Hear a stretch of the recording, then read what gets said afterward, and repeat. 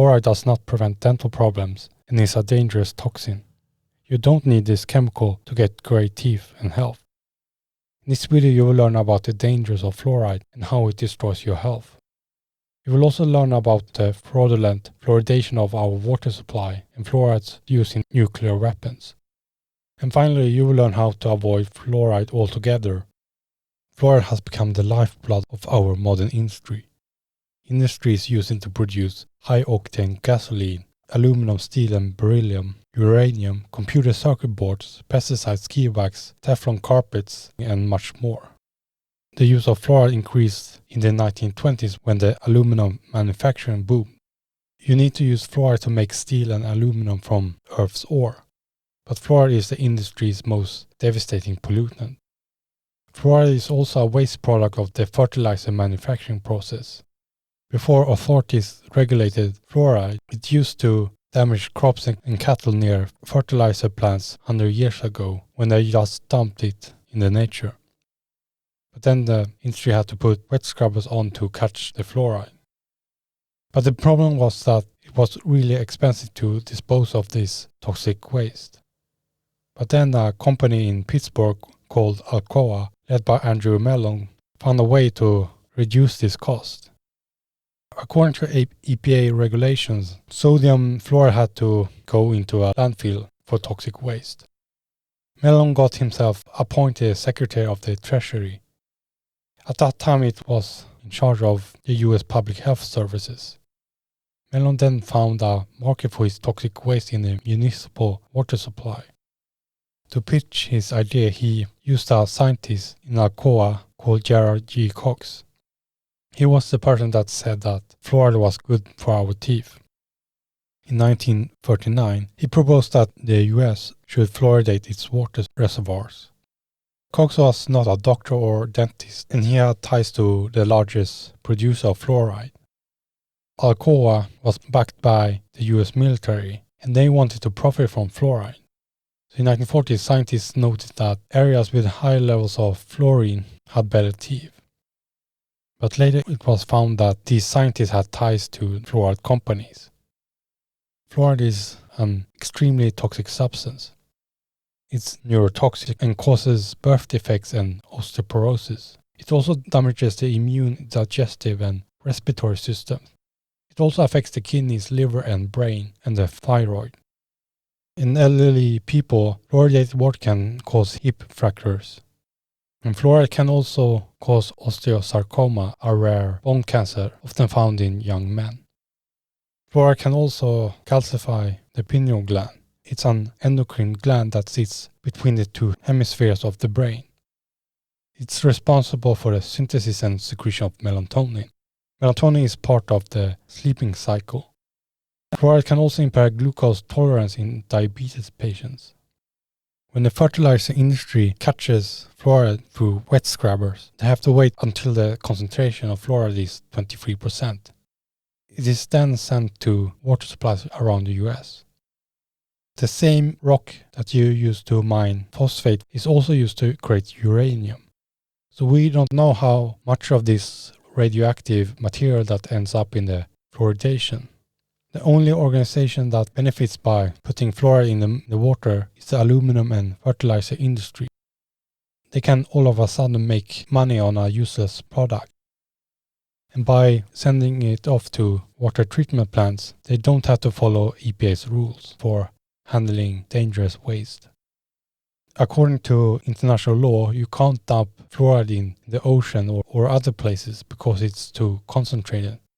But somehow it's perfectly safe when you dump it in our water supply.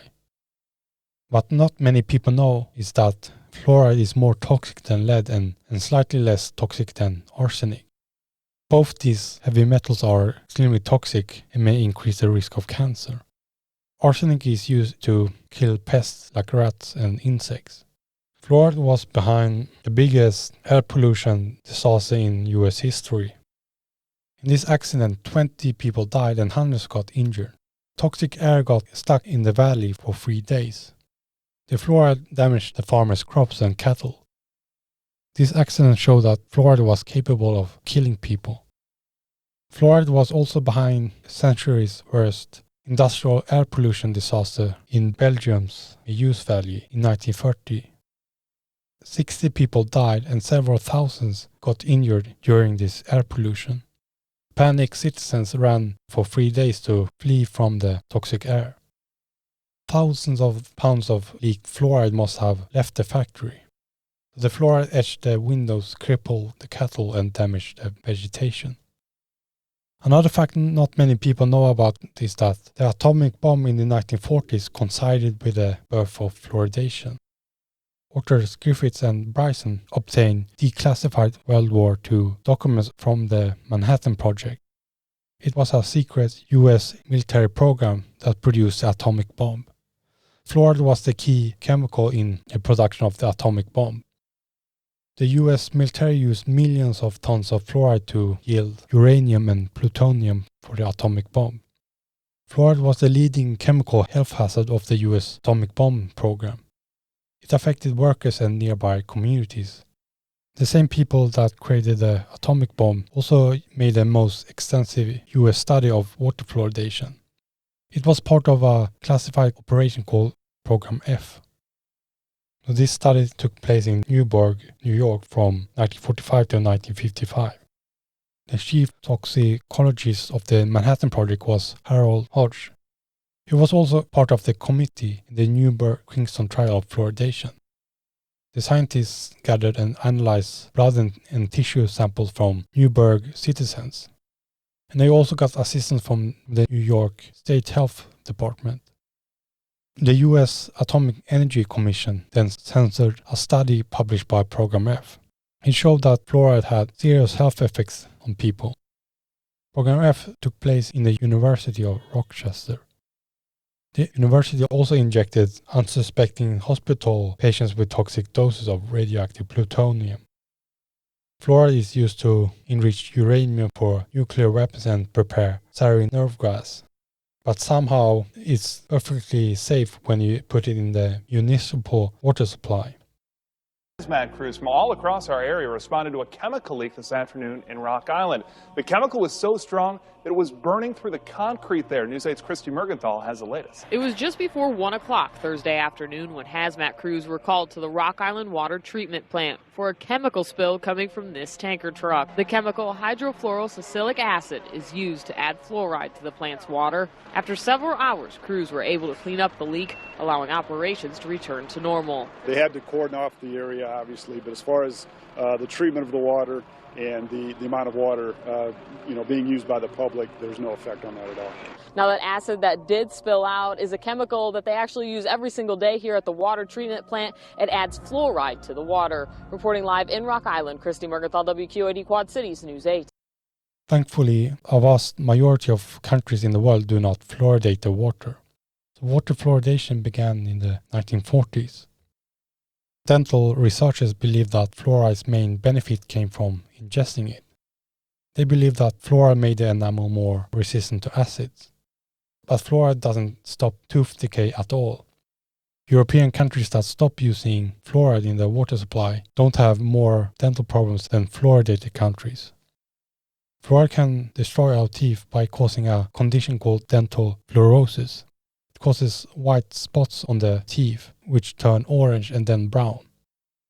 Problems with dental health has more to do with our diet and dental care than our use of fluoride. Most studies don't look at the income level when they examine areas with better dental health. Poorer areas usually have more dental problems than richer areas. It's because poorer parts don't get adequate nutrition than richer areas.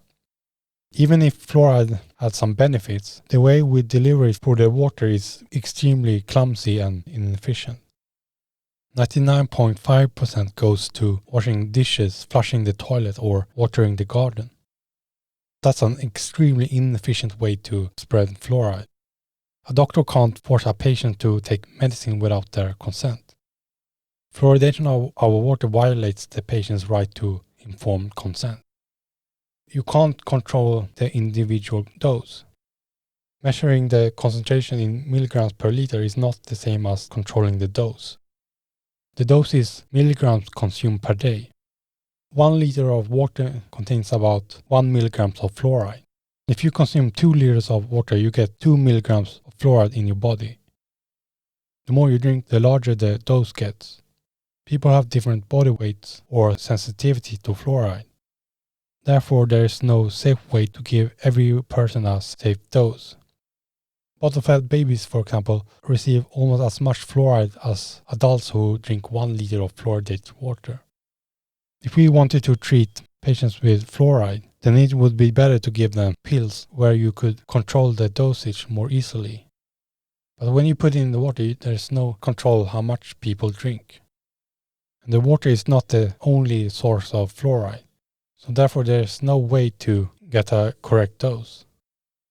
The FDA is supposed to regulate drugs and substances, but when it comes to fluoride, the organization has never taken any liability for the safety of the water fluoridation program. Fluoride is not a regulated prescription drug or supplement. It's not an essential nutrient. There is no clinical trials of fluoride. The FDA also ignores the arsenic in fluoride. So by putting fluoride in the water, you essentially put toxic arsenic in the water. After some kids swallowed fluoride toothpaste, the FDA eventually regulated toothpaste. That's why you will see a warning message on toothpaste tubes. The recommended pea-size dab of toothpaste contains about 1/4 of a milligram of fluoride. So that's the same dose as 1 glass of fluoridated water. Somehow, FDA puts warnings on toothpaste, but not in the water that we swallow. Even if you live in a country where there's no fluoridated water, you can still swallow fluoride from the toothpaste, or your gums can ingest it. No federal agency accepts responsibility for any damages caused by fluoride. The CDC and ADA, that are supposed to look out for us, promote or endorse fluoride. The same people behind our corrupt Western medicine also control our governments. The pharmaceutical industry benefits by destroying our health with the use of fluoride, so that we must use their drugs. If you want to stay healthy, then you have to get street smart pretty soon. If you live in a place that fluoridates the water, then use a filter to remove the toxic substance. One great solution is reverse osmosis filters. If you want a more portable version, then buy a Berkey with a fluoride filter. Also try to avoid all sources of fluoride as best as you can. Avoid drinking from bottled water such as sodas, and don't feed your baby with baby formulas that has fluoridated water. Also avoid toothpaste and chewing gums with fluoride or processed food made with fluoridated water, and packaging such as microwavable popcorn bags and hamburger wrappers. If you still use fluoride toothpaste to clean your teeth, then replace it with baking soda.